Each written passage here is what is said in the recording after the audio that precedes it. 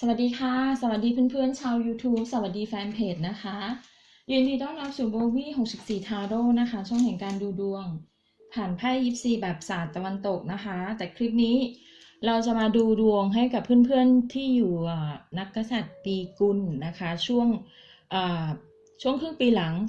2562 นะคะเป็นดวงแนวโน้มทั่วไปสำหรับคนที่เกิดปีกุลนะคะความรักการงานการเงินสุขภาพโชคลาภนะคะเป็น general โดยรวมนะคะสำหรับ6เดือนหลังนี้นะคะที่เริ่มต้นจากเดือนกรกฎาคมนี้นะคะว่าจะมีอะไรพอที่จะไกด์ไลน์ให้เพื่อนๆได้บ้างนะคะในครึ่งหลังของปีกุลของปีนี้นะคะสำหรับคนที่เกิดปีกุลนะคะก่อนอื่นเลยนะคะชาวปีกุลอินเนอร์ของชาวปีกุลเป็นยังไงเอ่ยนะคะปีกุลนะคะคุณจะมีความเป็นคนที่มีความซื่อสัตย์นะคะซื่อสัตย์สุภาพอ่อนน้อมถ่อมตัวนะคะแล้วก็ขยันมานะอดทนนะคะซื่อตรงรักษาเครดิตได้ดีมากนะคะไม่ชอบเล่ห์เหลี่ยมกับใครใจกว้างเป็นคนเรียบง่ายนะคะชอบความเป็นธรรมชาติมองโลกในแง่ดีจริงใจกับทุกคนนะคะมนุษยสัมพันธ์ดีบางครั้งไว้ใจทุกคนง่ายเกินไปนะคะ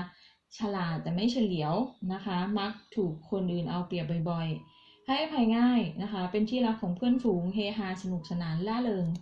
นะคะไม่ชอบเสแสร้งแล้วก็ไม่ชอบยอมรับความเป็นจริงในชีวิตนะคะคือไม่ชอบนะคะคือเขาจะเป็นคนที่โอเคยอมรับความเป็นจริงในชีวิตสามารถทำงานหนักได้ทุกอย่างทั้งวันทั้งคืนนะคะถ้าตั้งใจทำอะไรแล้วนะคะเขาจะทำให้มันสำเร็จนะคะตั้งใจลงมือทำเป็นคนที่รักบ้านรักครอบครัวห่วงใยญาติพี่น้องใจเย็นนะคะใจเย็นแล้วก็บางครั้งพูดจาโผงผางตรงไปตรงมานะคะไม่เพราะสนอหูนะคะเฉพาะแบบบางคนเท่านั้นนะคะเป็นคนที่มีความสุขกับการกินนะคะไม่ชอบเป็นคนไม่ชอบใช้ความรุนแรงนะคะรักเป็นคนที่มีความอดทนแล้วก็อดกั้นสูงมากแล้วถ้าถูกต้อนจนมุมนะคะก็จะพร้อมที่จะสู้เลยทีเดียวสู้แบบสุดใจถวายหัวนะคะเพราะความที่ไม่ชอบที่ใช้ชีวิตแบบเล่ร่อนพเนจรชาวปีกุลจึงเป็นคนที่ชอบมีสไตล์ในการตกแต่งบ้านมีพรสวรรค์ในเชิงแบบช่างเทคนิคดีไซน์นะคะดีไซเนอร์อะไรอย่างเงี้ยงานบริการอะไรอย่างเงี้ยนะคะบริการทหารแล้วก็มีพรสวรรค์ในเรื่องของการตกแต่งอาหารชั้นเลิศนะคะบางท่านก็เป็นกุ๊กเป็นทำเกี่ยวกับร้านอาหารอะไรไปอย่างนี้นะคะจริงหรือเปล่าชาวปีกุลนะคะเดี๋ยวเราจะมาดูนะคะแนวโน้มทั่วไปผ่านไพ่ยิปซีนะคะแล้วก็จะเปิดแต่ละเดือนให้นะคะตั้งแต่เดือนกรกฎาคมจนถึงเดือนธันวาว่าเป็นยังไงบ้างนะคะชาวปีกุลพอจะแนะนำหรือว่ามีอะไรจะเตือนจะไกด์ไลน์กันได้บ้างนะคะโอเค5 เหรียญนะคะ6 คาถา4 ถ้วยนะคะ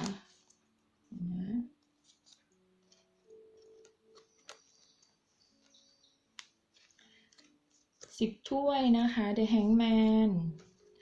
The Moon นะคะ3 เหรียญ Star ว้าว Ace of Wands 5 คาถานะคะเดี๋ยวขอ3 ใบเติมไพ่ประจำตัวครึ่งหลังน่าจะได้ไพ่5 เหรียญนะคะเหมือนกันบางคนจบจากอะไรมานะคะออกมาจากสถานการณ์บางอย่างนะคะแล้วก็ไปเริ่มต้นใหม่นะคะออกมาจากความที่ไม่ชัดเจนอะไรที่ไม่ปลอดภัยนะคะบางคนอาจจะถูกทำร้ายนะคะ เจอคนที่เขาไม่ดีกับเราอยู่กับสถานที่ที่ไม่เจริญรุ่งเรืองอยู่กับอะไรที่มันแบบไม่ไม่ forward ไปข้างหน้ามีแต่ถอยหลังอะไรเงี้ยคุณอาจจะตัดสินใจออกมานะคะแต่คุณมีการเริ่มต้นใหม่นะคะชาวปีกุลว้าว8 คาถานะคะ The Hangman 10 เหรียญโอเคชาวปีกุลนะคะไพ่ของคุณได้ไพ่5 เหรียญอะไพ่ประจำตัวของคุณมาดูโดยรวมทั่วไปก่อนนะคะปีนี้มันบางคนนะคะมันอาจจะเป็นช่วงต้นปีนะคะช่วงครึ่งปีแรกก็ได้มันเป็นปีแห่งการแบบว่าพลิกผันนะคะจากหลังมือเป็นหน้ามือนะคะชาวปีกุลอาจจะถ้าสมมติว่าดวงชะตาของใครนะคะที่ไม่ค่อยดีอาจจะกลายเป็นดีและก็ส่งผลให้มีโอกาสประสบความสำเร็จโดยเฉพาะในเรื่องของด้านธุรกิจการงานนะคะที่ดำเนินการอยู่นะคะจะได้ดีมากขึ้นอย่างเงี้ยโดยเฉพาะอะไรมันก็พลิกเปลี่ยนอะไรที่พลิกเปลี่ยนน่าจะโดดเด่นในเกี่ยวกับในเรื่องของธุรกิจการงานนะคะเนี่ยที่เขาบอกว่ามันเป็นช่วงที่ดวงเปลี่ยนของชาวปีกุลนะคะนะถ้าสมมติว่าใครนะคะหลังจากที่ดวงชะตาจะต้องถูกขัดขวางนะมีคู่แข่งบางคนขัดแย้งทะเลาะเบาะแว้งกันนะคะมาเนี่ยคุณจะได้ฝ่าฟันอุปสรรคอาจจะเป็นบางคนเริ่มมาตั้งแต่ต้นปีบางคนอาจจะมาเคลียร์ช่วงหลังปีก็ได้นะคะฝ่าฟันอุปสรรคต่างๆนานานะคะโดยเฉพาะที่ผ่านมาเนี่ยยิ่งหนักเลยอะไรอย่างเงี้ยนะคะก็จะมีบางช่วงนะคะบางช่วงบางขณะที่แบบว่าก็ยังไม่ถึงขั้นแบบดีเลิศนะแต่มันจะค่อยๆดีขึ้นนะคะทีนี้เป็นปีแห่งการก้าวกระโดดในเรื่องของการงานคุณแล้วนะคะอย่างที่บอกก้าวกระโดดมี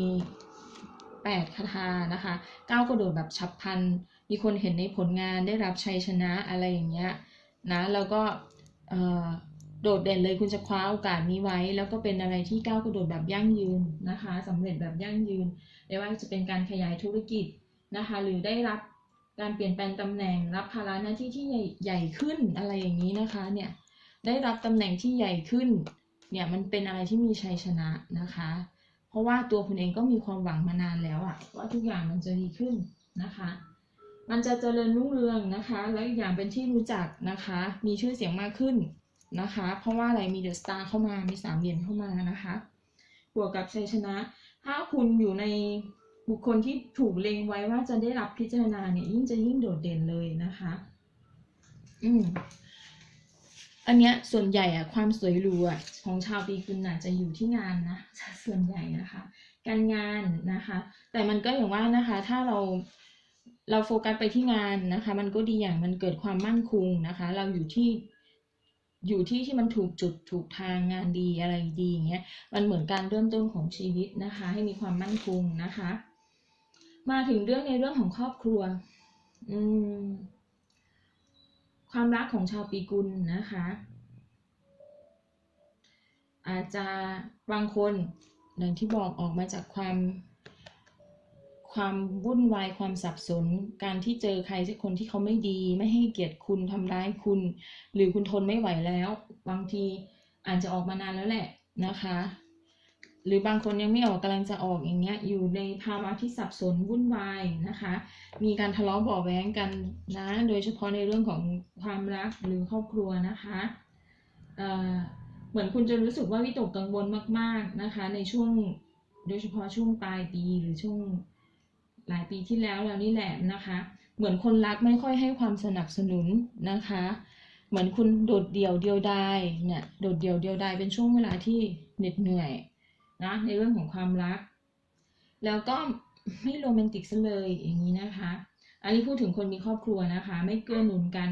บางคู่ทะเลาะกันอย่างแรงอย่างเงี้ยบางคนออกมาจากความสัมพันธ์แล้วนะคะแล้วก็มีเกณฑ์ที่จะได้เริ่มต้นความรักครั้งใหม่นะคะเนี่ยทีนี้สุขภาพล่ะสุขภาพนะคะบางคนอาจจะ เป็นช่วงที่บางคนอาจจะระวังนะคะระวังในเรื่องของอะไรอาจจะเป็นความเครียดนะคะภาวะวิตกกังวลอุปสรรคต่างๆนานานะคะที่ทำให้ที่ผ่านมามันไม่ราบรื่นอย่างเงี้ยนะคะบางคนจะมีความวิตกกังวลมากมีเดอะมูนเข้ามานะคะมองหาความจริงไม่เจออย่างเงี้ยนะคะภาวะความเครียดของคุณแต่โดยรวมก็ไม่มีนะคะโดยรวมก็ไม่มีอะไรมากถ้าจะมากก็จะเป็นเกี่ยวกับการเดินทางนะคะเกี่ยวกับการเดินทางหรือว่าแต่มันก็ไม่มีไพ่ที่ร้ายแรงขึ้นนะคะไม่มีไพ่อาจจะเป็นในเรื่องของอุปสรรคมีบางสิ่งบางอย่างที่ขัดข้องนะคะถ้าคุณแบบเดินทางอย่างนี้นะคะหรือเกี่ยวกับเครื่องมืออุปกรณ์นะคะในที่ทำงานอย่างเงี้ยอาจจะไม่ได้ดั่งใจนะคะแต่มันเป็นปีที่ก้าวกระโดดบางคนอาจจะก้าวไปแล้วแต่บางคนอาจจะก้าวช่วงปีหลังก็ได้นะคะบางคนน่ะยังไม่ได้ถึงจุดแต่ว่าครึ่งปีหลังออกมาแล้วไปสตาร์ทเริ่มต้นใหม่นะคะเพราะที่ผ่านมารู้สึกมันเศร้ามันท้อมันทุกข์นะแต่คุณได้เริ่มต้นใหม่โดดเด่นในเรื่องของการงานคุณจะประสบความสำเร็จมีคนเห็นในผลงานนะคะมีชื่อเสียงแหละนะแล้วเงินก็ดีด้วยในปีนี้นะคะช่วงปลายนะคะบางครั้งคุณจะรู้สึกว่าหยุดนิ่งนะคะหยุดนิ่งแล้วก็เหมือนอะไรมันไม่เดินแต่พอมันจะมามันก็มาแบบก้าวกระโดดอย่างนี้นะคะชาวปีกุลเดี๋ยวขอดูตั้งแต่เดือนกรกฎาไปนะคะมีอะไรที่จะพิเศษให้สำหรับชาวปีกุลบ้างนะกรกฎาน่าจะเป็นช่วงที่คุณได้เริ่มต้นได้มุ่งมั่นทำอะไรสักสิ่งสักอย่างแล้วนะคะกรกฎานะเนี่ยออกมาจากที่หนึ่งแล้วก็ไปเริ่มต้นที่หนึ่งแบบมีไฟมากเลยเนี่ยเห็นไหมคะเริ่มต้นได้เพราะว่าคุณได้รับโอกาสนะเดือนสิงหากรกฎาสิงหาได้รับโอกาสการเริ่มต้นที่ยิ่งใหญ่นะคะการเริ่มต้นนี้มันนำพามาสู่แบบความสำเร็จของคุณนะคะการเปลี่ยนแปลงต่างๆนานานะคะเหมือนได้รับโอกาสนะคะเนี่ยให้โดดเด่นคุณจะได้รับโอกาสในเรื่องของการงานและความสัมพันธ์ถ้าไม่เริ่มต้นในเรื่องของการงานก็ในความสัมพันธ์นะคะในเดือนสิงหานะคะแต่เดือนกรกฎาคุณกำลังมีไฟ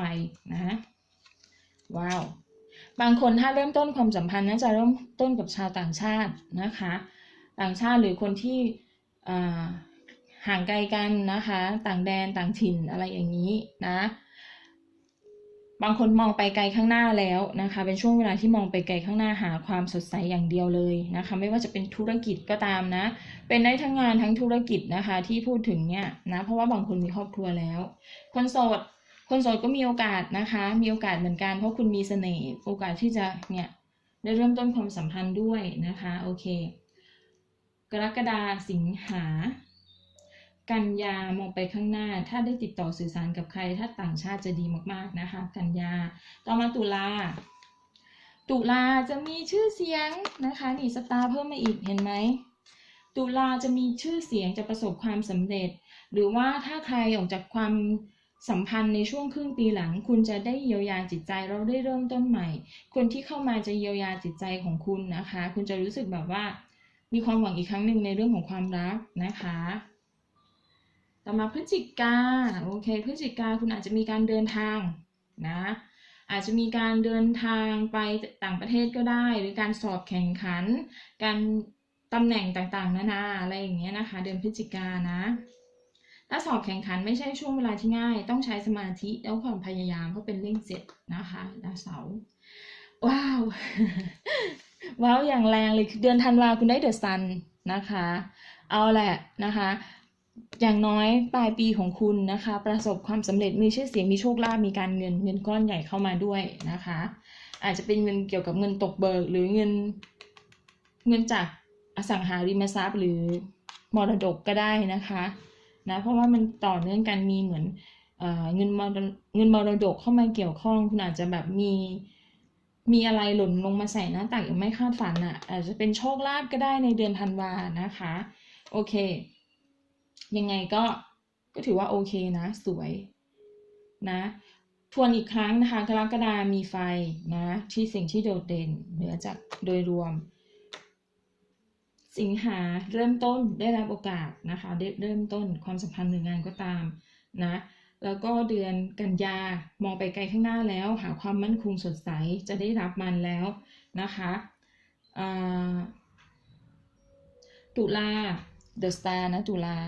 ลามีชื่อเสียงนะคะเป็นที่รู้จักมีเสน่ห์นะคะแล้วก็พฤศจิกาได้เดินทางไปเจอแฟนหรือเปล่าธันวา The Sun ความสุขความสดใสอันยิ่งใหญ่มาหาคุณแล้วนะคะชาวปีกุลนะยังไงก็เป็นกำลังใจให้นะคะแล้วก็ขอให้คุณโชคดีมากๆเลยนะคะขอบคุณสำหรับการติดตามรับชมรับฟังอย่าลืมนะคะขอให้มั่งคั่งร่ำรวยต้องกดไลค์แล้วก็กดแชร์นะคะแชร์แบ่งปันให้เพื่อนๆด้วยนะคะยังไงก็โอเคขอบคุณมากๆเจอกันคลิปหน้านะคะสวัสดีค่ะ